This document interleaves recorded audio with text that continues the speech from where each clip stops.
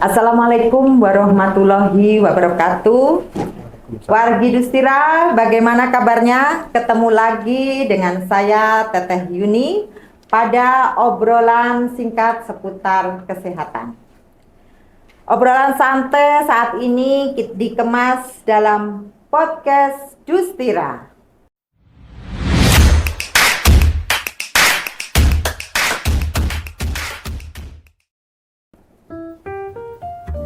Naik tronton sampai Surabaya. Cakep. Lewat Kediri yang terkenal tahu takwanya. Cakep. Hayu selalu tonton podcast Dustira yang memberi informasi yang sangat berguna. Baik, kali ini kita mengudara bertepatan dengan Hari Kusta Sedunia, yaitu yang jatuh pada tanggal 25 Januari. Dan kali ini kita mengusung tema yaitu bertindak sekarang, akhiri kusta.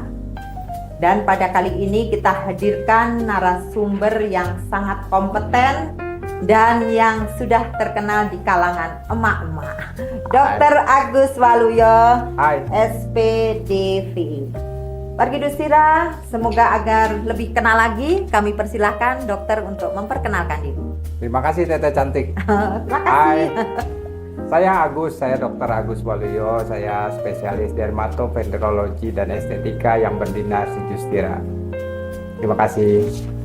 Baik, dokter ini sesuai dengan profesinya sebagai dokter spesialis dermatovenerologi dan estetika. Oh, estetika, karena orangnya sangat estetik.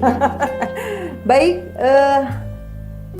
tadi kan kita sampaikan bahwa tema kali ini yaitu tentang penyakit kusta, Dok ya. Kita bertindak cepat agar akhiri kusta.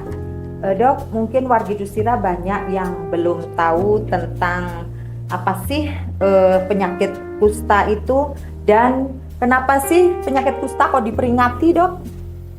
Ya sebetulnya diperingati di sini bukan berarti kita seperti happy birthday gitu, bukan ya. Bukan. Diperingati itu sebetulnya menjadi peringatan buat kita. Kenapa sih? Karena memang prevalensinya tuh hebat banget ya. Indonesia dikatakan di beberapa sumber masih merupakan negara ketiga penyumbang kusta terbesar. Ya di bawah India dan Brasil. Ya, dan lagi prevalensinya di kita itu cukup banyak, Mbak Teteh ya. Jadi di kita itu 0,55 kurang lebih sampai 0,6 per 10.000 penduduk Indonesia. Jadi banyak kan? Banyak. Nah, terus di sana itu banyaknya di wilayah Indonesia bagian timur. Seperti Papua, Papua Barat, Maluku Utara itu banyak. Tapi di Jawa Barat juga ada, Teteh. Ya, oke. Jadi diperingati ini bukan seperti kita happy birthday tiup lilin ya, Dok ya. Bukan. Jadi kita peringatan buat kita. Agar kita lebih peduli ya tentang penyakit kusta tersebut. Dok, tadi disampaikan apa sih penyakit kusta itu, Dok? Kusta adalah suatu penyakit infeksi yang disebabkan oleh suatu bakteri namanya Mycobacterium lepra. Penyakit ini berjalannya sangat kronis, jadi bukan jangka waktu yang singkat. Dan dia mengenai target organnya itu ada beberapa macam. Yang sering kita temukan dia mengenai kulit, mengenai sistem persyarapan, sistem saraf tepi, dan beberapa organ. Misalnya dia bisa kena mata, dia bisa kena anggota vital kita, testis kita, bisa kena ya. Bahkan beberapa itu menyebabkan kecacatan yang cukup menakutkan. Gitu Teteh. Jadi kusta itu karena mikrobakteri ya, Dok ya? Ya, Mycobacterium lepra. Oh, lepra. Jadi bukan karena penyakit itu ya, Dok ya? Kan ada ini katanya penyakit kutukan, penyakit karma, penyakit keturunan, itu berarti bukan ya, Dok ya? Bukan. Memang saya juga sering dengar dari dulu kalau kita bilang hati-hati itu dikutuk katanya, dia orang kena kusta. Bukan, karma tuh mungkin orang tuanya dulu melakukan sesuatu, bukan. Apalagi keturunan, misalnya dia lahir langsung jadi penderita kusta, tidak. Jadi wajib dikira bahwa penyakit kusta itu bukan merupakan penyakit kutukan, keturunan maupun karma. Ya. Jadi karena suatu bakteri ya dok ya. Ya, Baik dok, tadi disampaikan bahwa prevalensinya masih cukup tinggi ya dok ya tinggi. di Indonesia, terutama Indonesia bagian timur ya dok ya. Ya, betul.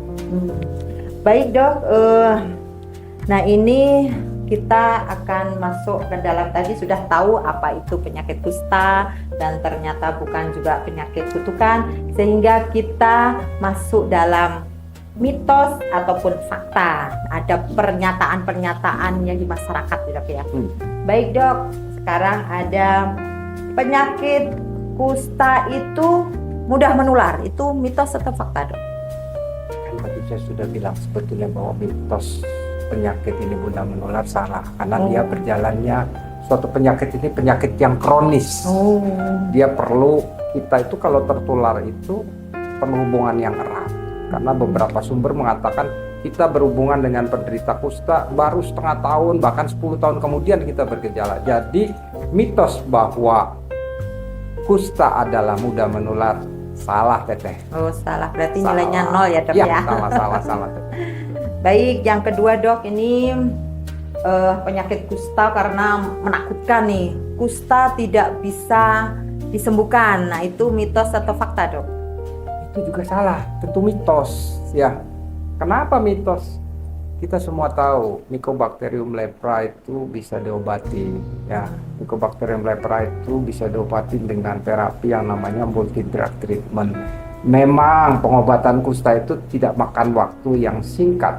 Dia minimal 6 bulan teteh. Jadi ya kita kalau diobatin insya Allah bisa sembuh. Jadi bisa sembuh ya dok, Bisa ya? sembuh. Bisa diobati asal berobatnya tentunya teratur dan tuntas ya dok ya. Ya. Baik, ini masih ada mitos atau fakta.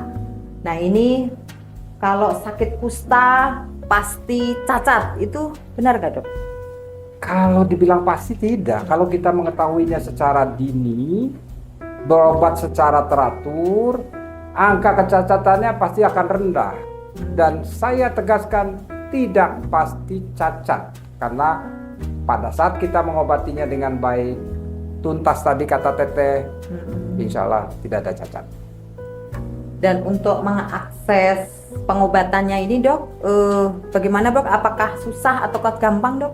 Pengobatan sangat mudah karena ini adalah program nasional, artinya pemerintah sudah menyediakan wadah yang tepat di puskesmas, obatnya ada teteh.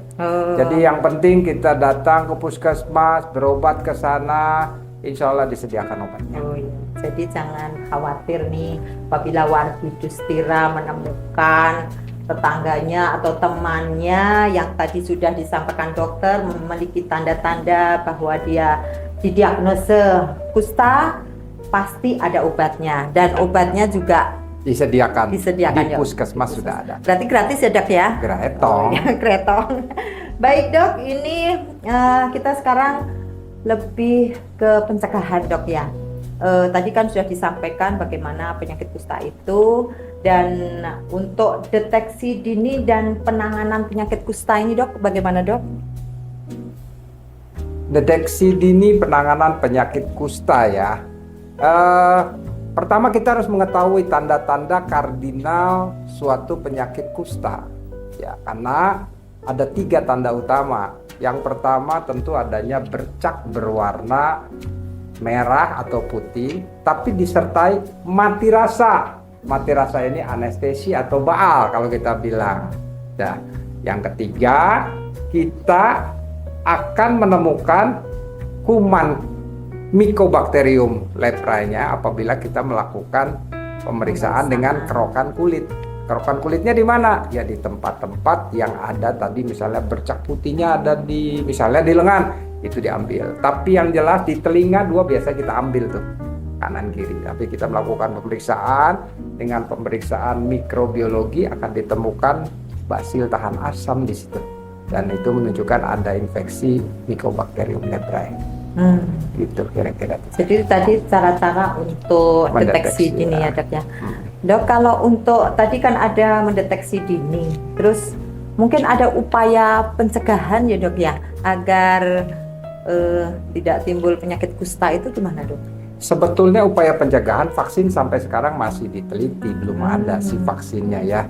Tetapi yang terpenting bagi kita adalah apabila kita menerima atau kita menemukan ada suatu tanda-tanda awal orang penderita kusta, ya kita segera berobat atau mengobati mereka. Oh ya, itu ya salah satu upaya pencegahan ya, Dok ya.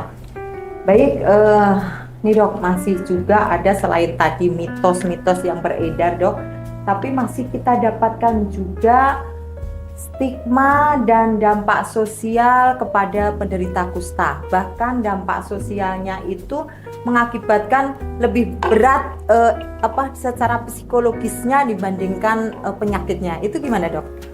Betul sekali Tete Yuni. Kalau kita bicara stigma yang di sini adalah stigma negatif atau cara pandang kita terhadap seseorang atau terhadap suatu penyakit bahwa itu penyakit yang sangat menakutkan. Stigma negatif ini kalau bisa kita harus hindari ya. Minimal kita kurangi bahwa penderita kusta itu tidak semenakutkan yang kita kira. Kenapa? Stigma makin tinggi, stigma negatif makin tinggi, maka akan memperparah keadaan orang tersebut. Pasien akan takut berobat karena orang akan menjauhkan sama dia. Oh, jangan dekat dia. Dia katanya sudah ke puskesmas dan dikatakan penyakit kusta. Kalau saya jadi dia, saya malu ke puskesmas, saya nggak mau berobat lagi. Akhirnya saya menjadi sumber penularan, Teteh. Ya, kalau tidak berobat, tambah parah kan dianya sendiri. Tadi timbul bisa angka kecacatan akan meningkat tentunya. Ya, padahal nih, stigmanya kurangin, masyarakatnya mau berobat, tuntas, ya hidup normal. Berarti sebetulnya stigma tersebut juga merugikan kepada dirinya sendiri dan juga kepada masyarakat ya Dok ya. Iya pasti. Karena mungkin pasien itu malu dan tidak berobat. Nggak mau berobat ya. Dengan tidak berobatnya dia penderitanya makin parah, tapi dia menjadi sumber penularan. Ya. Nah itu yang harus kita hindari sebetulnya ya. Jadi jangan sampai kita bilang, lu kusta, jangan ya. Ya. Baik wargi Dusira, jangan sampai ada stigma dan dampak sosial yang negatif terhadap penderita kusta. Baik Dok, kita saat ini akan cek secara cepat Dok. Saya nanti ada pernyataan, dokter menjawab betul atau salah gitu ya Dok ya. Kalau betul nilainya 100, salah nilainya 0 ya Dok ya. Siap. Baik, biar ini warga Dusira itu lebih paham gitu ya Dok ya tentang kusta tersebut. Ya, satu, kusta menular hanya dengan berjabat tangan. Salah banget. Emang gue salaman sama penderita kusta terus besok gue jadi penderita? Enggak lah. Kan kita tahu dia adalah penyakit yang kronis dan dia ditularkan bukan melalui hubungan tangan tapi melalui pernapasan. Pernapasan Dok ya. Jadi misalnya kalau penderita kusta itu yang tangannya yang terserang, jadi kalau salaman juga itu ya Dok ya? Tidak, dan bukan dalam jangka waktu yang singkat. Oh iya Dok ya. Baik, jadi 0 ya itu Dok ya. Ya. Sekarang pasien kusta harus diisolasi dari masyarakat. Apalagi kalau kita mengisolasi dia di dalam masyarakat, lalu kita kucilkan dia, maksudnya dikucilkan kan ini kan ya? Dikucilkan. Ya mana boleh lah, kan tadi kita udah bilang kalau kita stigmanya negatif terlalu tinggi, pasiennya nggak mau berobat, kasihan, dia hidupnya kan masih bisa normal. Kalau diobatin secara teratur dia bisa hidup normal. Oh iya Dok ya. Ya. Kuncinya kalau dia berobat teratur bisa kembali lagi hidup normal. Makanya itu jangan diisolasi ya. Diisolasi. Jangan sampai yang misalnya di keluarganya ada kusta terus akhirnya diumpetin gitu ya Dok ya. Iya, malah nggak mau berobat ya. Baik, ini masih ada juga pengobatan membuat mereka aman untuk berinteraksi. Pengobatan secara teratur mungkin. Aman. Karena secara teori 1 minggu dalam pengobatan pertama katanya angka kejadian penularannya sangat rendah.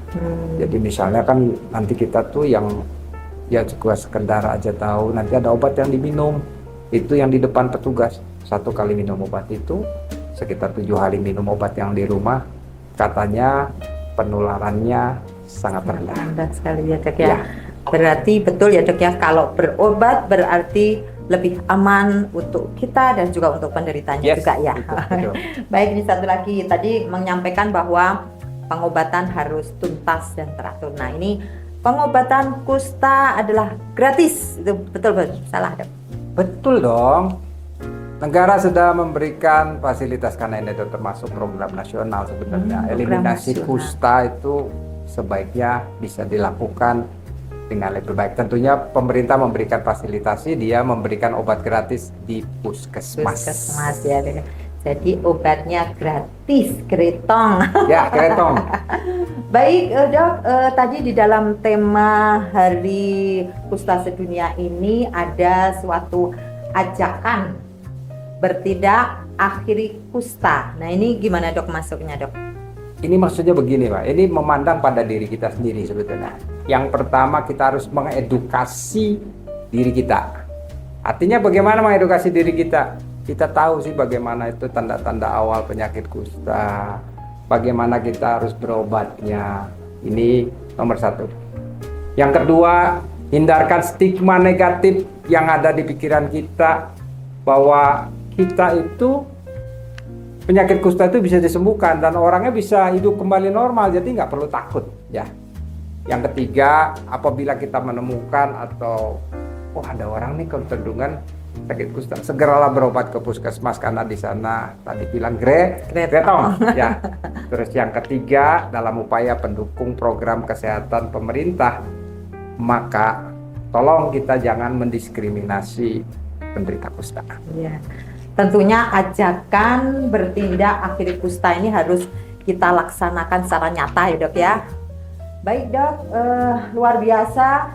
Tadi sudah jelas ya wargi Dustira apa itu kusta dan bagaimana cara pencegahannya, pendeteksian dini. Mungkin dok sudah kurang lebih 20 menit kita mengudara. Mungkin ada closing statement ya dok ya. Apa yang bisa disampaikan kepada wargi Dustira? Saya nggak banyak sebetulnya, jadilah masyarakat yang peduli kusta. Dalam artian bagaimana ketemu kusta nggak perlu takut, ketemu kusta berikan laporan, penderita kusta berobatlah dengan teratur, capailah program nasional eliminasi kusta nasional supaya menjadi zero leprosi. Angka kejadian 0, mudah-mudahan Indonesia bisa. Luar biasa. Baik, terima kasih dokter. Kurang lebih 25 menit kita berbincang-bincang tentang kusta dan memberikan edukasi kepada masyarakat. Dan semoga ini masyarakat ataupun wargi Dustira jelas tentang kusta dan juga cara pengobatannya, dan juga tadi tidak boleh melakukan diskriminasi atau memberikan stigma. Luar biasa. Jangan lupa wargi Dustira like, follow, tonton podcast Dustira agar selalu jaya mengudara. Bunga selasih di atas karton. Cakep. Kartonnya di atas meja. Cakep. Terima kasih telah menonton tontonan podcast yang luar biasa. Akhir kata, wabillahi taufiq wal hidayah. Wassalamualaikum warahmatullahi wabarakatuh. Terima kasih. Terima kasih.